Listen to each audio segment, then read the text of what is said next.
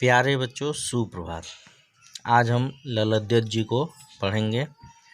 कश्मीरी भाषा की लोकप्रिय संत कवयित्री ललद्योत का जन्म सन 1320 के लगभग कश्मीर स्थित पामपोर के सिमपुरा गांव में हुआ था। उनके जीवन के बारे में प्रामाणिक जानकारी नहीं मिलती। ललद्योत को ललेश्वरी, लल योगेश्वरी, ललारिफा आदि नामों से भी जाना जाता है। उनका देहांत सन 1391 के आसपास माना जाता है। ललद्योत की काव्य शैली को वाक कहा जाता है। जिस तरह हिंदी में कबीर के दोहे, मीरा के पद, तुलसी की चौपाई और असखान के सवैये प्रसिद्ध है, उसी तरह ललद्योत के वाक प्रसिद्ध हैं। अपने वाकों के जरिए उन्होंने जाति और धर्म की संकीर्णताओं से ऊपर उठकर भक्ति के ऐसे रास्ते पर चलने पर जोर दिया जिसका जुड़ाव जीवन से हो। उन्होंने धार्मिक आडंबरों का विरोध किया और प्रेम को सबसे बड़ा मूल्य बताया। लोक जीवन के तत्वों से प्रेरित ललद्योत की रचनाओं में तत्कालीन पंडिताऊ भाषा, संस्कृत और दरबार के बोझ से दबी फारसी के स्थान पर जनता की सरल भाषा का प्रयोग हुआ है। यही कारण है कि ललद्योत की रचनाएं सैकड़ों सालों से कश्मीरी जनता की स्मृति और वाणी में आज भी जीवित है। वे आधुनिक कश्मीरी भाषा का प्रमुख स्तंभ मानी जाती हैं। विद्यार्थियों को भक्तिकाल की व्यापक जन चेतना और उसके अखिल भारतीय स्वरूप से परिचित कराने के उद्देश्य से यहाँ ललद्योत के 4 वाकों का हिंदी अनुवाद प्रस्तुत किया जा रहा है। पहले वाक में ललद्योत ने ईश्वर प्राप्ति के लिए किए जाने वाले अपने प्रयासों की व्यर्थता की चर्चा की है। दूसरे में बाह्यडंबरों का विरोध करते हुए यह कहा गया है कि अंतःकरण से संभावी होने पर ही मनुष्य की चेतना व्यापक हो सकती है। दूसरे शब्दों में, इस मायाजाल में कम से कम लिप्त होना चाहिए। तीसरे वाक में कवयित्री के आत्मालोचन की अभिव्यक्ति है। वे अनुभव करती हैं कि भवसागर से पार जाने के लिए सद्कर्म ही व्यापक होते हैं। भेदभाव का विरोध और ईश्वर की सर्वव्यापकता का बोध चौथे वाक में है।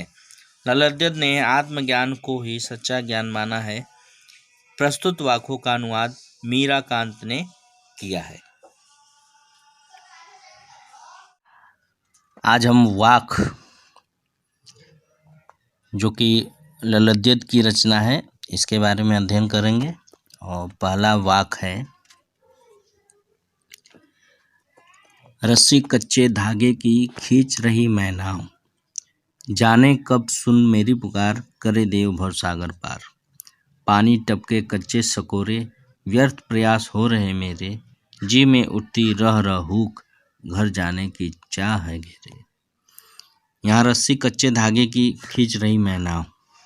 यहाँ कवयित्री अपनी बात कर रही हैं। अपनी, यहाँ कवि या कवयित्री जब भी अपनी बात करते हैं तो वो समाज के सभी लोगों की बात करते हैं कि जो मैं इस भवसागर से, इस सांसारिकता से पार होने के लिए जिस धागे का प्रयोग कर रही हूँ वो कच्चा है और उसी से मैं इस शरीर रूपी नाव को खींच रही हूँ। जाने कब सुन मेरी पुकार, करे देव भवसागर पार। अब ईश्वर पता नहीं कब मेरी पुकार को सुनेगा और मुझे इस सांसारिकता से, इस मोह माया से मुक्त करेगा।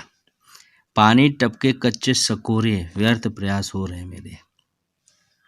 मेरा जो भी प्रयास है वह व्यर्थ हो रहा है, क्योंकि मैं मोह माया में फंस चुकी हूँ। और जिस प्रकार कच्चे पात्र में, कच्चे बर्तन में, मिट्टी के कच्चे बर्तन में पानी रखने से वो मिट्टी गल जाती है, पानी चूने लगता है, वैसे ही जो मेरा यह प्रयास है वो मोह माया से लिप्त है, जो सफल नहीं हो पा रहा है। और जी में, जी का अर्थ होता है हृदय। हृदय में बार बार रहकर एक हुक, एक पीड़ा उठती है और घर जाने की चाह है घेरे, और हमेशा घर जाने की चाह लगी रहती है। यहाँ घर से तात्पर्य जो है वो मोक्ष की प्राप्ति से है कि आत्मा जो है वो परमात्मा में लीन होना चाहती है, और उसका जो प्रयास होता है इस सांसारिकता में लिप्त होकर, वो प्रयास व्यर्थ हो रहा है। तो कवित्री यही इस वाक्य में कह रही है।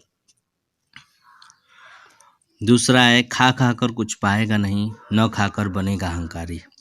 सम खा तभी होगा संभावी, खुलेगी साकल बंद द्वार की।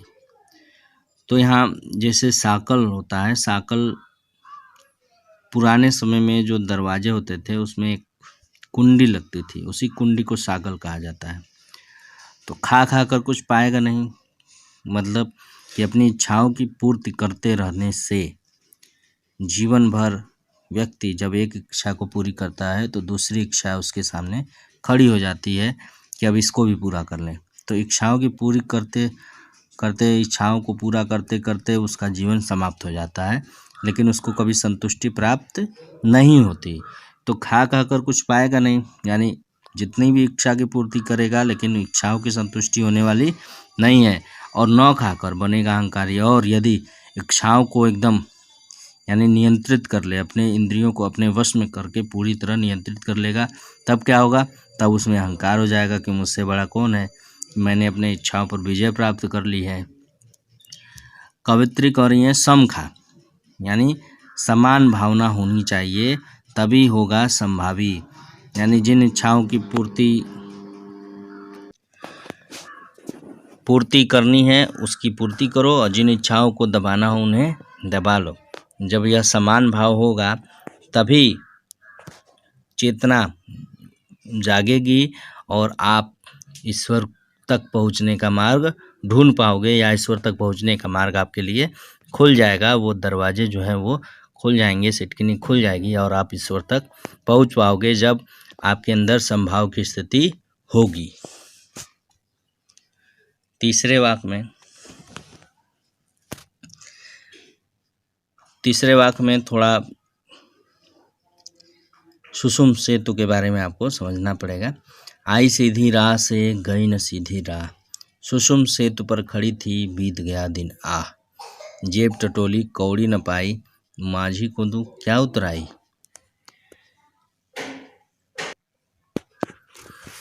यहाँ सुषुम सेतु जो है सुषुम्ना नाड़ी जहाँ पर हम चंदन का टीका लगाते हैं मस्तिष्क पर, दोनों भौहों के बीच में, वह स्थान जिसको हम ठंडा रखने के लिए चंदन लगाते हैं, या वह स्थान जहाँ पर हम ध्यान केंद्रित करते हैं। तो यहाँ आई सीधी राह से कवित्री कह रही हैं कि ईश्वर के यहाँ से हम इस धरती पर बड़े ही सहज रूप से सरल तरीके से आए, लेकिन वहाँ सीधी राह से हम जा नहीं सके, यानी हम धरती पर आने के बाद मोह माया सांसारिकता में भोग विलास में लिप्त हो गए। सुषुम सेतु पर खड़ी थी बीत गया दिना, और सुषुम सेतु पर यानी योग साधना के बल पर अपने इच्छाओं को नियंत्रित करने के लिए योग साधना करते करते पूरा दिन का मतलब पूरा जीवन बीत गया, और जब इस धरती से विदा हुई,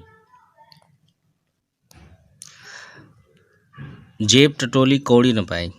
कहने का मतलब है कि जब इस संसार से विदा हुई और माझी को दूं क्या उतराई, जब जेब टटोला कि माझी कौन है, ईश्वर है, ईश्वर ने जब इस भवसागर से पार करा दिया तो उस पार कराने के एवज में, जैसे नाव से हम अगर दूसरे तट पर जाते हैं तो जो माझी होता है नाव खेने वाला, उसको हम उतराई स्वरूप कुछ न कुछ देते हैं, तो चाहे वो धन हो चाहे वो कोई अन्य वस्तु हो। और ईश्वर के द्वारा मुझे इस भवसागर से पार कराने पर मैंने ईश्वर को कुछ देने के लिए अपने जेब टटोली, लेकिन वहाँ कौड़ी भी न पाई। कौड़ी यहाँ कर्म रूपी धन से है कि जो उसका पारिश्रमिक था वह कर्म था और मैंने कोई सत्कर्म, कोई अच्छा कर्म जीवन में किया ही नहीं, क्योंकि मैं सुषुम्ना सेतु पर ही अटकी रह गई।